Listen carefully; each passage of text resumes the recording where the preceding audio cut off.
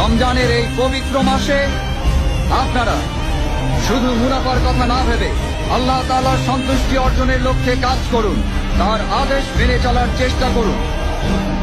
বিশেষ করে রমজানে সবাই 5 ওয়াক্ত ফরজ নামাজ সব সময় জামাতে আদায় করবেন।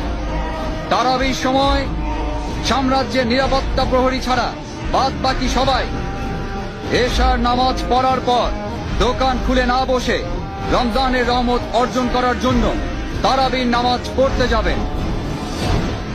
যারা নামাজ না পড়ে দোকানে এসে ব্যবসা করবে তাদের কঠোর শাস্তি দেয়া হবে। প্রত্যেক মুসলমান ব্যক্তির নামাজ ও রোজা পালন করা সবচেয়ে বড় দায়িত্ব। এই পবিত্র মাসে 5 ওয়াক্ত নামাজ জামাতে পড়ার জন্য আপনারা সবাই মসজিদে যাবেন। বায়াজিদ মসজিদের ময়দানে ইবাদত করতে আসা মহিলাদের আশেপাশে ঘোরাঘুরি করলে বা কোনো ক্ষতি করলে অথবা কোনো বেয়াদবি করলে কঠিন শাস্তি পেতে হবে। মহিলারা নামাজ পড়ার জন্য এবং ওয়াজ শুনতে যথাসময়ে উপস্থিত হবেন।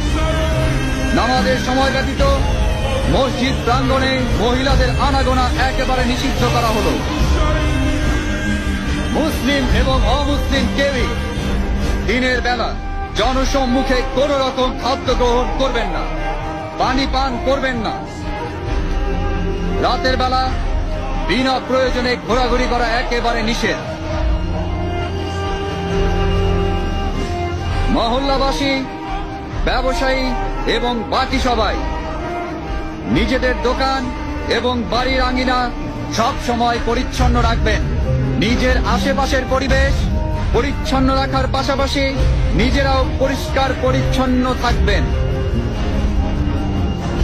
কাউকে বিরক্ত করা অথবা একে অন্যের ক্ষতি করা থেকে সবাই বিরত থাকবেন। যদি কেউ মহান আল্লাহ তাআলার আদেশ বিরোধী কাজ করেন, বাদশার জারিকৃত ফরমানের সত্ত্বেও কোনো অবৈধ কাজ করেন, তাকে যথোচিত শাস্তি দেয়া হবে। ধর্ম, শিষ্টাচার, নিষ্ঠা ছেড়ে যারা অভদ্র বা অন্যায় আচরণ করবেন এবং যারা মহান আল্লাহর হুকুম ছেড়ে হালাল ও হারামে কোন রকম ভেদাভেদ না করে জনসম্মুখে খাদ্য গ্রহণ করবেন, তাদেরকে গ্রেফতার করে আইন অনুযায়ী শাস্তি প্রদান করা হবে।